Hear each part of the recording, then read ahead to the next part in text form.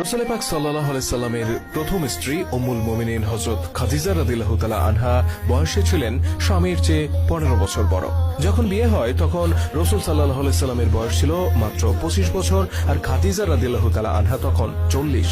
প্রশ্ন হচ্ছে, বয়সের এত ব্যবধান থাকা সত্ত্বেও রাসূল সাল্লাল্লাহু আলাইহি সাল্লামের সাথে কেন তার বিয়ে হয়েছিল? এই বিবাহের পেছনে নেপথ্য ঘটনা কি ছিল? কি কারণে একজন 25 বছর বয়সী সুদর্শন যুবক মুহাম্মদ সাল্লাল্লাহু আলাইহি সাল্লাম নিজের চেয়ে 15 বছর বড় একজন নারীকে বিয়ে করলেন?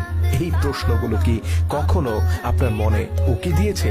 যদি দিয়ে থাকে তাহলে আজকের ভিডিওটি আপনার জন্য। এটা রাসূল সাল্লাল্লাহু আলাইহি সাল্লামের নবুয়তের দায়িত্ব পাওয়ার 15 বছর আগের কথা। তিনি তখন 25 বছর বয়সী টকবকে যুবক। গোটা মক্কায় তিনি তার বিশ্বস্ততা, আমানতদারিতা, পরোপকারিতার জন্য আল আমিন অর্থাৎ বিশ্বাসী নামে পরিচিত। তাছাড়া এই অল্প বয়সেই তিনি নিজেকে একজন সফল ব্যবসায়ী হিসেবে প্রমাণ করেছিলেন। কখনো চাচা আবু তালিবের সাথে, আবার কখনো একাকী সুদূর সিরিয়া সহ বিভিন্ন জায়গায় তিনি বেশ কয়েকবার বাণিজ্য পরিচালনা করেছিলেন এবং প্রতিটি বাণিজ্য যাত্রায় বেশ লাভবান হয়েছিলেন। মুহাম্মদের কাছ থেকে পণ্য কিনলে ঠকতে হবে না, এরকম একটা বিশ্বাস প্রতিটি মানুষের মধ্যে ছিল। আর এই বিশ্বাসটাই ছিল তার ব্যবসায় সফল হওয়ার সবচেয়ে বড় কারণ।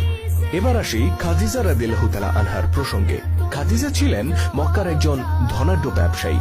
তার ব্যাপারে বলা হয়ে থাকে যে মক্কা থেকে যখন কোনো বাণিজ্য কাফেলা বের হতো তখন সেই কাফেলায় সারা মক্কাবাসীর যে পরিমাণ মালামাল থাকতো, খাদিজা রাদিয়াল্লাহু তাআলা আনহুর একারই থাকতো তার সমপরিমাণ মালামাল।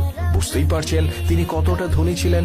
কিন্তু এত ধন সম্পদ থাকা সত্ত্বেও খাদিজা রাদিয়াল্লাহু তাআলা আনহা ওই সময় ছিলেন স্বামীবিহীন।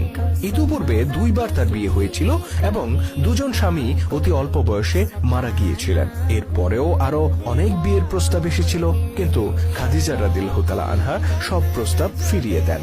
এদিকে সময় তো আর কারোর জন্য বসে থাকে না। ক্রমেই বয়স বাড়তে থাকে খাদিজা রাদিয়াল্লাহু তাআলা আনহার। বয়স যখন 40 ছুঁই তখন খাদিজা রাদিয়াল্লাহু তাআলা আনহা একবার ভাবলেন তিনি সিরিয়ায় একটি বাণিজ্য কাফেলা পাঠাবেন। সেই কাফেলার দায়িত্ব তিনি দিবেন খুব বিশ্বস্ত কোনো ব্যক্তির উপর। মক্কার অপরাপর বাসিন্দাদের মতো খাদিজাও জানতেন মক্কায় মুহাম্মদ ইবনে আব্দুল্লাহ নামে একজন বিশ্বস্ত যুবক বসবাস করেন। তিনি লোক মারফত মুহাম্মদ সাল্লাল্লাহু আলাইহি সাল্লামের কাছে এই বাণিজ্য পরিচালনার জন্য প্রস্তাব পাঠালেন। সেই প্রস্তাবে তিনি বললেন, আপনি যদি আমার বাণিজ্য কাফেলার দায়িত্ব নেন তাহলে আপনাকে অন্যদের তুলনায় আমি দ্বিগুণ পরিমাণ মুনাফা দেব। মুহাম্মদ সাল্লাল্লাহু আলাইহি সাল্লাম খুশি মনে এই দায়িত্ব গ্রহণ করেন। অতঃপর মুহাম্মদ সাল্লাল্লাহু আলাইহি সাল্লাম খাদিজার মালামাল নিয়ে মক্কা থেকে সিরিয়ায় গেলেন এবং সেগুলো সিরিয়ার বাজারে